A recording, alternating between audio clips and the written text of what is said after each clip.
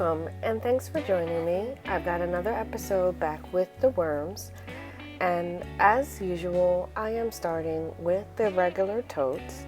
From the last week I had put the bubble wrap only in one area, trying to see if I could dry out half the bin and let the other bin still sit where the food was. By the looks of the top, there is definitely a lot more moisture in the side that had the bubble wrap, which I expected, but on the other side it is drying out pretty well. So if I hadn't have gotten the mosquito netting, I would have definitely continued to do this method just to see how the castings would turn out. But I do have the mosquito netting, so I'm going to be using that. Unfortunately for this episode, I did not cut it, so I'm just going to leave the bins open and take care of that later, but I do have it and I will begin to use that. On the other side, the worms look very good, very happy, not large chunks of food, and they are breaking down the cardboard material as expected. Of course, it's a little muddy on this side as in comparison. So I'm hoping, again, the mosquito netting will help alleviate a lot of the moisture issues that I'm dealing with, especially now that it's into April, and it's just going to get warmer and more humid in the house. I really don't want to contend with muddy castings. As you can see, the castings in my left hand are much heavier and denser than the ones on the right. It's not a big difference in terms of water, but every little bit counts. So I'm just going to mix up together both sides of the bin, make sure that nothing is stuck to the bottom. And since I have not decided to turn the corner and set these up to get ready for harvest, I'm just going to give them a feeding and then cover them up for another week.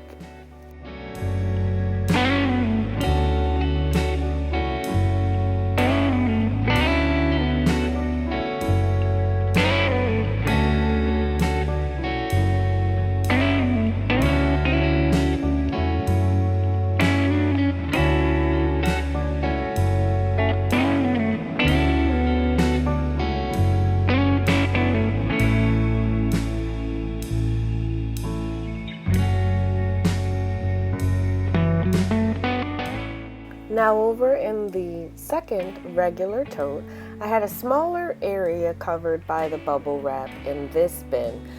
Not on purpose, it's just how I happened to fold it. And again, there is a clear difference on the side that had the bubble wrap versus the side that didn't. These were much drier and they were almost too dry.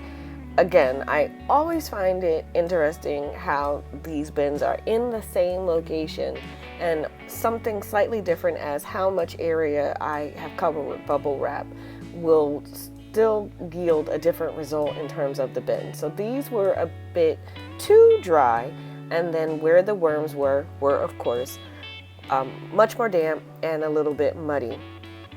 So for this bin, again, the same thing I'm going to do is just feed it. There were more worm balls in this one and larger chunks of food in this one, but nothing to really be concerned about for this bin.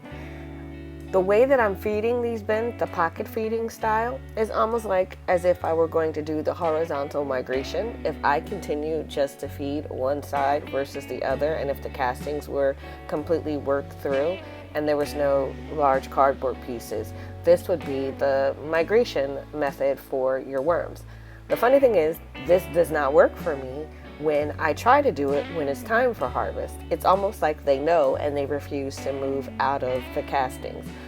And I make a comment about it because I'm finding so many worms on the side where the food is and where the bubble wrap is. And I'm just like, why don't they do this when it's time to harvest? But moving on, this castings also looked really good. Worms look really happy. No major trails along the bin to say that they were unhappy with their environment. So just like the other bin, they are going to get a regular feeding this week, and then the lid is remaining off. I do not believe that for the regular totes, the bins are going to be used again. It just does not seem to be conducive to having the water evaporate out of the bins. But they're just going to get fed up and set up for another week.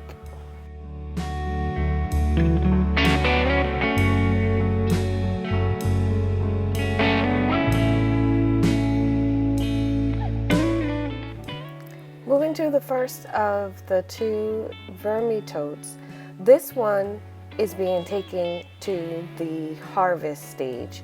So I am lessening up on the amount of food that I'm giving it to encourage the worms to eat or break down the cardboard that is in the bin. And I've noticed as it warms up, I am finding many more worms at the top. Not too concerning, only because they're not traveling out of the castings, they're only coming up for air. So I'm not going to majorly change anything I'm doing in this bin, but I am making sure that I pull the castings from the very bottom to the top, as this is the time where the worms, or actually this is the time where the castings will settle to the bottom and become heavier and silty like sand. So to avoid that, I do make sure to pull everything from the top. But there are some amazing worm balls in here. The worms are spread throughout, but they're just concentrated where the food was. And whenever you pocket feed, you'll notice that you get the larger worm balls. So if you are interested in seeing worm balls week after week, pocket feeding is the way to go. The overall environment in here, castings feel great, worms look happy, so they get their regular food, but just a smaller portion of food, and then set up for the next week. From here on out with this bin, I'm just focusing on hoping to see less of the cardboard, and then at some point between now and May, I will make the decision to harvest this and the Vermibag Mini.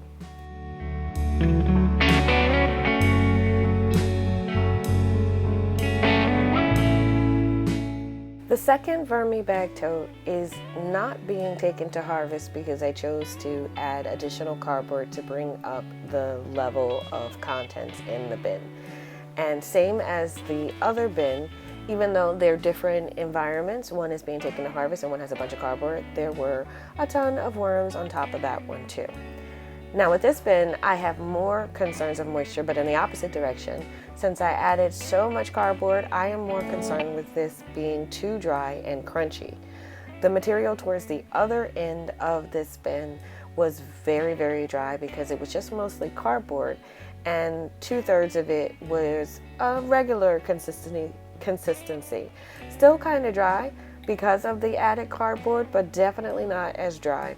So again, even though it is not being harvested, I focus on mixing up the contents really well, just because I don't want any major dry spots. And since I pocket fed, there was an enormous worm ball in this one. That's just a mass of worms. There is some food remnants in that, more like the skins of things that weren't broken down, but not any large chunks of food. So that is purely worms, and that's not even all the worms, because there were still worms throughout the bin.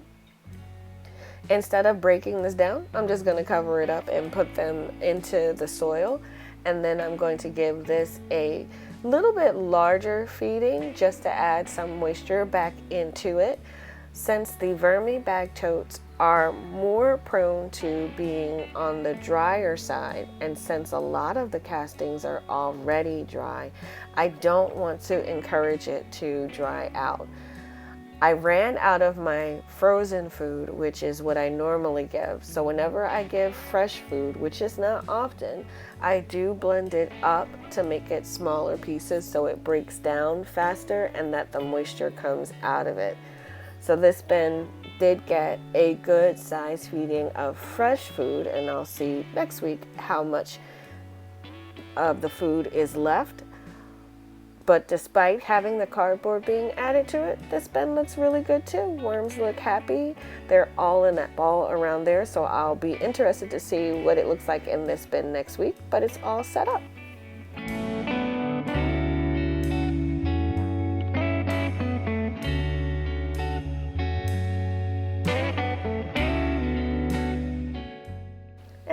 last and final bag in my house is the Vermi Bag Mini. With this bin last week, I noticed there was a bit of dryness and crunchiness around the edges, and same thing this week. And that does happen because the material of all Vermi bag products is meant to allow for the water to evaporate from the sides and the bottom of it. So there's a large area that gets exposed to air and evaporation. But I'm more concerned because it was crunchy all the way down to where I dig my hand, and it's usually only crunchy towards the top. So this week, I don't want to add water itself to it. I want to just give it a larger feeding to hope that the moisture kind of trickles through slowly. If I added water, I felt like it would become too muddy. So with this bin, after mixing it up and seeing that there were not a large amount of chunks of food, I feel like there's always going to be chunks of food in the minis, but there weren't a lot of large chunks. So I'm going to give this quite a large feeding. This food is frozen. I did film this a bit out of order, so I basically emptied this bag into the bin to ensure that the worms had a lot of food that had high moisture content. And then once I did that, I just covered it up. I'm not going to spray it down. I'm not going to add any cardboard. And I really hope that this helps with the dryness that I'm seeing around the edges. So this bin just got closed up and it's now set up for the rest of the week. And that concludes this video. I hope you have enjoyed the content. Thanks for staying to the end. If you want to watch how I started these bins, just click on this video here. And as always, please like and subscribe.